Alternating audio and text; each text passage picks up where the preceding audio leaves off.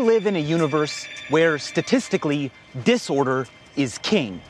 As time moves forward, things fall apart. Stars burn out. Energy spreads out. Entropy conquers all. But humans, life, fights that trend. We build things. We organize things. We add information. So why is it that we love destroying things?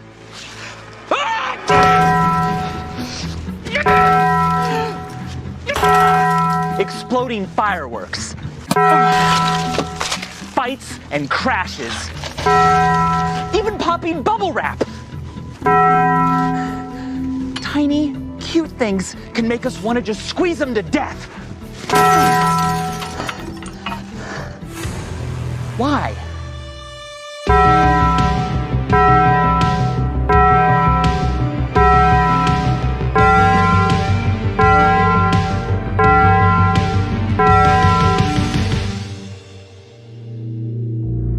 The power to destroy is a delicious one. Even just holding this here, knowing I can drop it, I am in control. I can exert my will in a dramatic and irreversible way. Ready? Ready.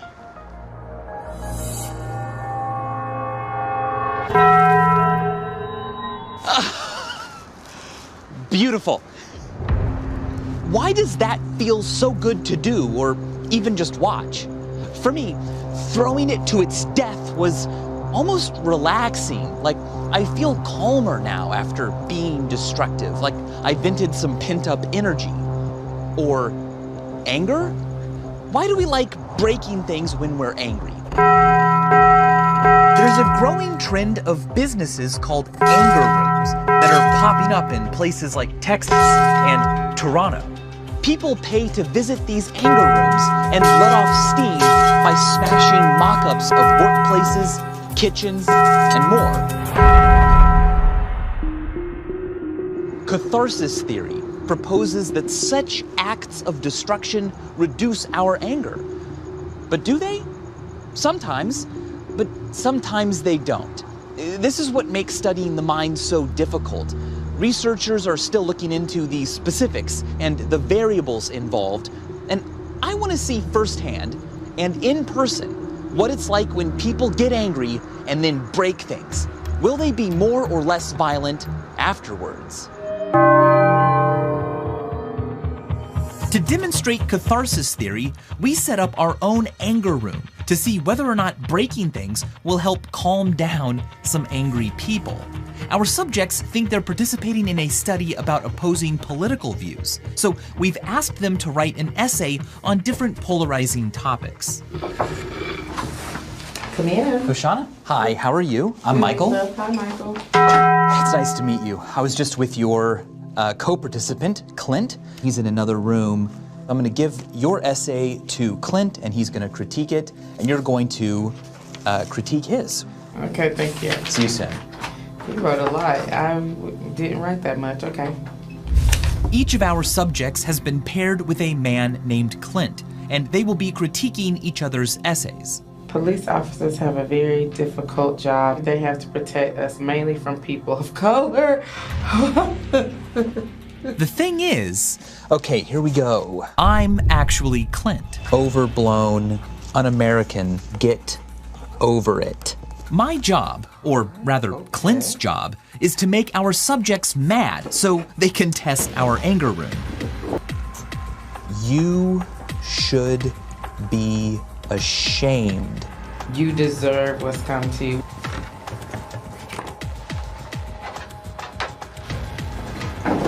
Ha. Change it to black. That's better. Oops. Okay, Koshana, I'm back. And you were with Clint. Okay. Now let's go through what he wrote just quickly. He's responded to your essay there. Oh, that's minus. I'm not surprised. We can't tell people where to go to eat for lunch, what car to drive. Like, that just really irritates me. This is a person that is making arguments that are not based in any fact. He's clearly someone who thinks that the people who are on social programs are lazy. Okay. Well, that's a ridiculous argument.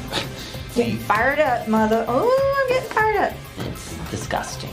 I got an F+. Oh, I hope I don't see him in the hallway. Well, I think that was pretty effective. We've got a lot of angry people on our hands, so will demolishing things calm them down, or will acts of destruction throw fuel on the fire? Let's explore catharsis theory with an expert.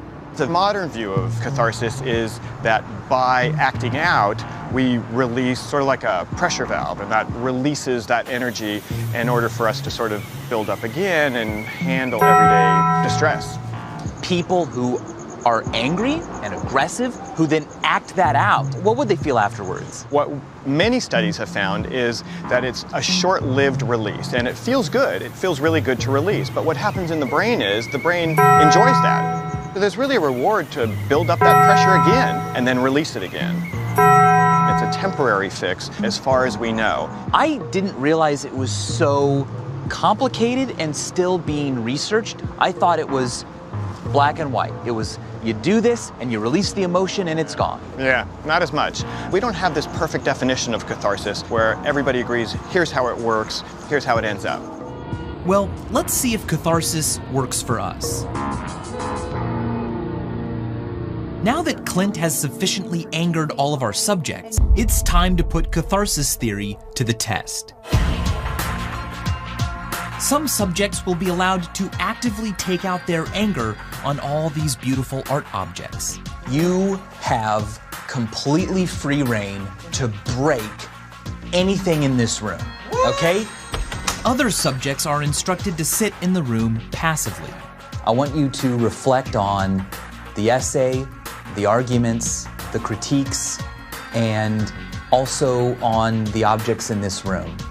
Am I gonna meet Clint or no? No, you are not. Okay. That's not part of this study. Okay, gotcha. Will these subjects feel less angry after their violent acts of destruction? Only one way to find out.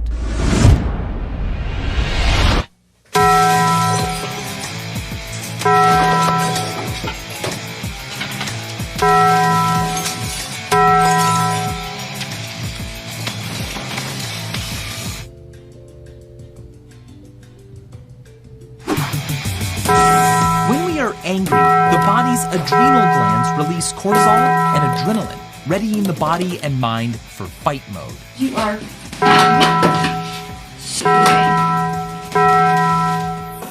Catharsis theory hypothesizes that letting it out relieves feelings of aggression.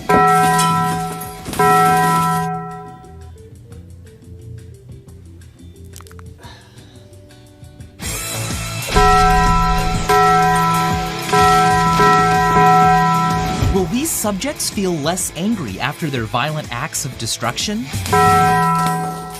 Okay, I'm done. Before we move on to the final step of our anger room demonstration, maybe we can gain insight from someone who makes a living by hitting. Not objects, but other people. Mark Smith, aka Rhino, is a champion bodybuilder, boxer, and UK gladiator who knows a thing or two about how to destroy an opponent. So, when you're going into a fight, you know that you're going to get hurt? Yes. You know that you're going to hurt someone else. How do you psych yourself up to be good at that? Well, you're going into a fight, you want to stick to your game plan, stay focused, and be relaxed. Relaxed. Because I would have thought you'd want to go in angry. No, because if you go in too angry, all you're doing is, and you're not thinking straight, and it turns into like a school brawl. So it's a very tactical game. Right. The eye of the tiger, like Rocky.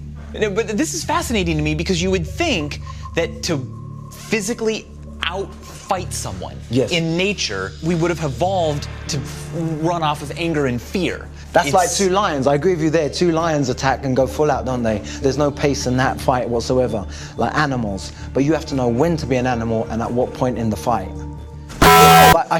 So it's knowing when to... I'm a very jumpy, flinchy person. It's knowing when to pull the trigger. If you ever find yourself angry in your real life, do you find it helpful to punch a punching bag? Definitely. Yeah? I will get angry like I'm on the phone with my bank and I might think slamming a door or just hanging up and throwing my phone on the bed No, will don't like throw help. your phone and don't slam doors. Just Why? come and exercise and hit the bag. You'll feel so much better. What's the difference though? They're both like active well, things. You're not doing something spontaneous and acting on impulse.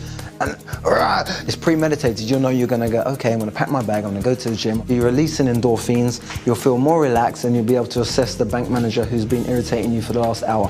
Can I try hitting some things? Definitely. You can try hitting me.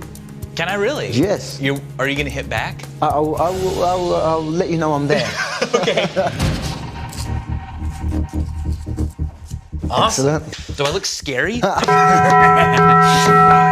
Is Rhino correct that violent acts of rage won't calm you down, but the controlled aggression used in boxing will actually relax you? I guess I'm about to find out.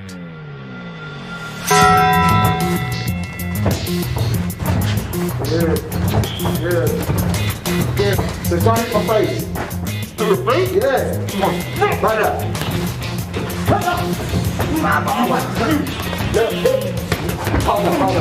Harder. You have to hit it harder. Yeah, come on. No. Come on. I can't do anymore. Get up. Tiring. Well done. Good work. I came out of the fight having learned two things. One, I'm a wimp. And two, Rhino is right. When physical violence is channeled in an organized sport like boxing, it can actually reduce feelings of aggression.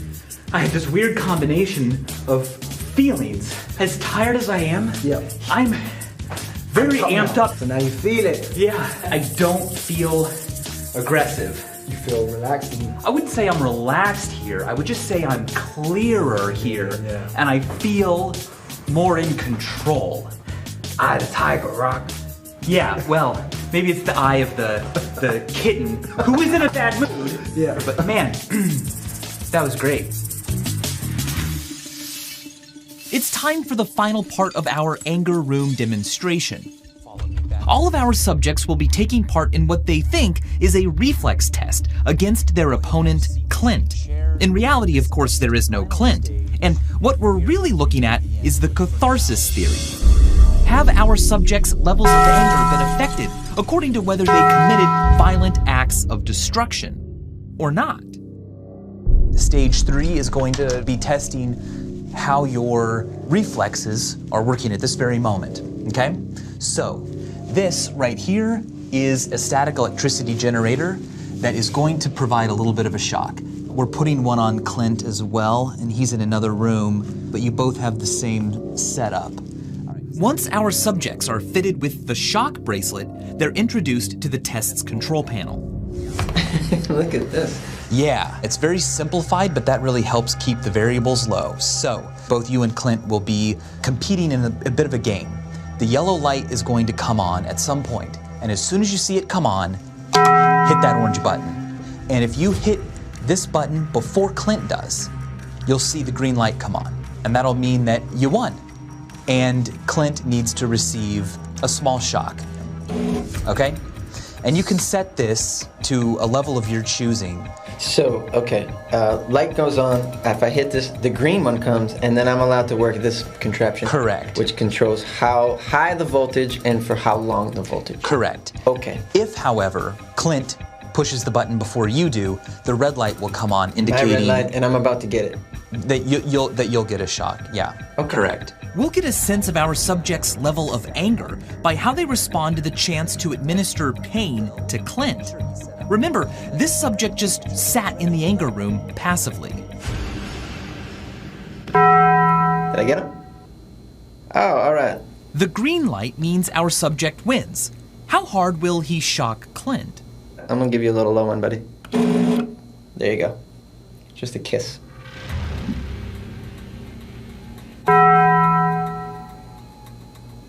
Ah, got me. The red light means Clint won. How will our subject respond to getting shocked? Ah! Not only does this subject not seem angry, he's actually enjoying the game. All right. How about that? I'm not gonna harm you, man. I'll give you a little low one. He actually seems relatively calm. Will our other passive subject follow suit?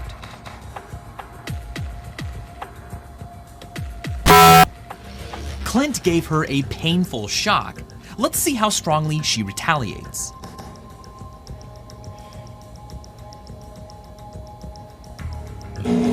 Even after getting a shock from Clint, this subject is still hesitant to give him a shock in return. Okay, Clint and Drea, Okay. this is just a reminder that you are allowed to change that dial to what you think would be appropriate. Yeah, I just don't want to like hurt him or anything. I'm just gonna keep it at low. So the angry subjects who sat passively seem to have calmed down. Now it's time to check on the subjects who acted violently in the anger room. Did letting out all of that aggression relieve their anger? The experiment will begin now.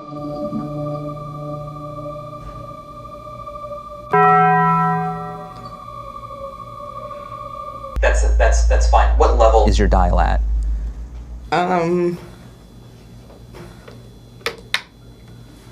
Low.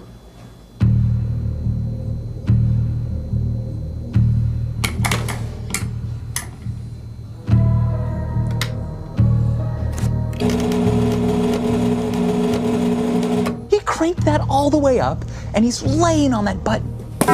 This subject was one of the most aggressive people in the anger room, but that doesn't seem to have calmed him down.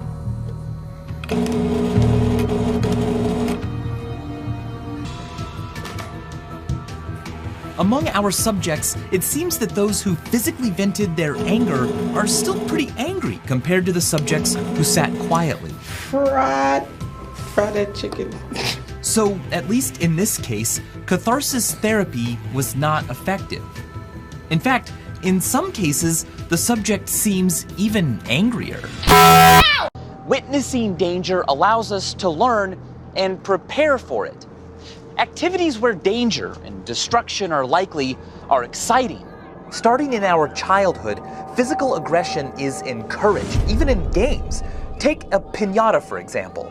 As a special birthday treat, we are told to beat up an effigy with a baseball bat. And when we hit it hard enough, we are rewarded with Taco Bell. What parts of a child's urge to destroy are innate versus learned? Well, there was a groundbreaking experiment that shed light on this. In 1961, Albert Bandura conducted a famous and controversial study called the Bobo doll experiment. He had adults act violently to an inflatable clown doll in the presence of children, then left the children alone with the same doll to see if they would mimic the destructive behavior they'd observed. Disturbingly, the children did indeed copy the adults and lashed out at the doll, often getting very creative with their aggression and destruction. Aggression comes in many unexpected forms. Why is it so hard to resist popping bubbles in bubble wrap, for instance? Do we like the sound, the destruction, or both? It's like we're naturally drawn to destroying these harmless plastic bubbles of air. Destructive tendencies seem to be so ingrained in us that we even respond to positive stimulation with urges to destroy. One of the strangest things about destruction is how people want to hug things to death, especially things that are extremely cute, like a puppy. We don't know exactly why this is, but there is a study that demonstrates the effect by using bubble wrap and our desire to pop these bubbles. Oh, yeah.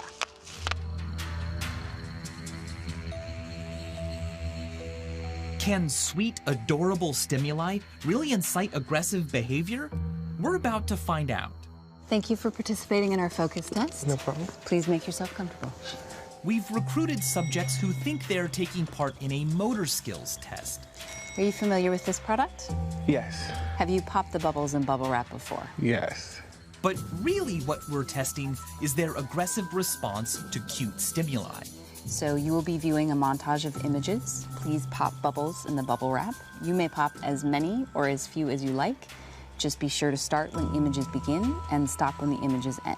Popping bubbles is like squeezing a stress ball. It's a great way to express aggression. The question is, will the subjects pop more bubbles when watching neutral images or cute ones?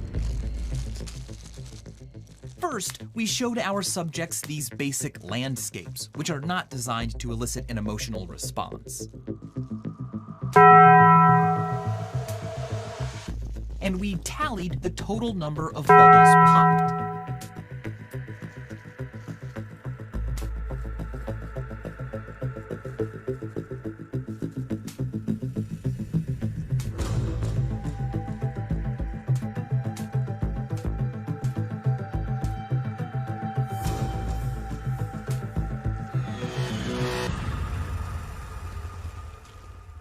Okay, great. I'll take those.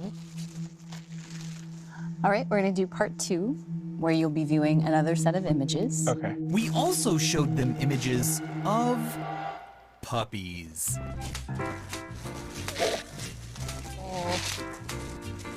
Oh, look at that one. Don't you just want to hug them and squeeze them? Okay, look, you get the point. To keep things even, half of the subjects viewed the landscapes first, and half viewed the puppies first. But either way, they seemed to pop a lot more bubbles while watching the puppies. Except for this guy.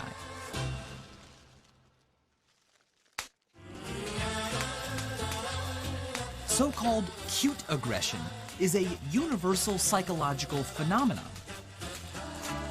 Researchers believe the brain's response to both cuteness and aggression results in the release of dopamine, implicated in reward and pleasure. If we are unable to physically touch cute stimuli, the desire to do so can be regulated by substituting aggressive physical behavior. Will our results reflect this theory?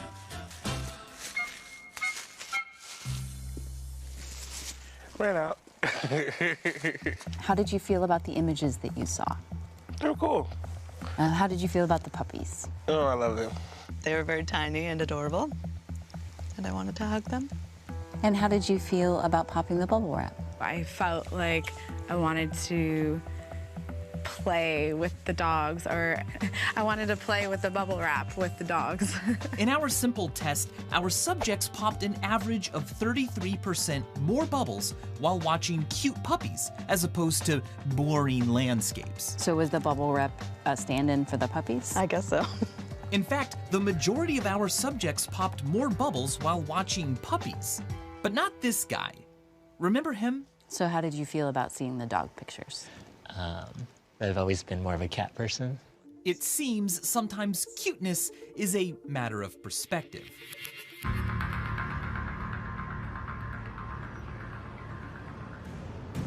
Our relationship with destruction is not a simple one.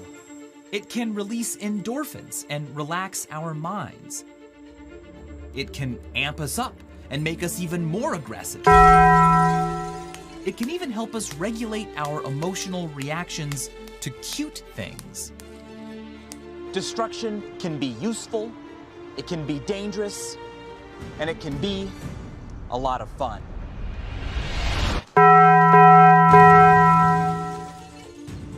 And as always, thanks for watching.